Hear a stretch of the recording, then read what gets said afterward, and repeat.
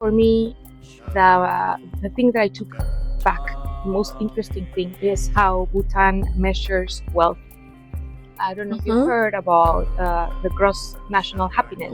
So Bhutan is a country that, instead of measuring wealth based on how much money or how the economy is going, they measure wealth in terms of happiness, spiritual happiness, family ties, sort of all that richness that comes not necessarily from money.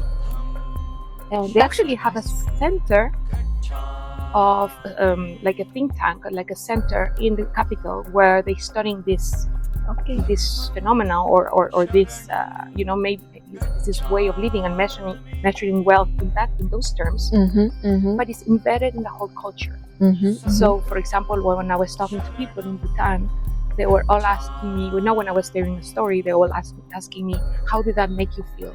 Or are you happy? Or a lot about my feelings and how that represented in terms of my well-being or my happiness.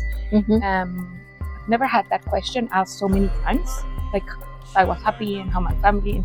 So really, that is a very interesting thing, and I really enjoy to see how people value that more than necessarily money or economic things. It shows you that maybe it's a culture that is less self-centered, because it's true that not a lot of people would put themselves in other people's shoes.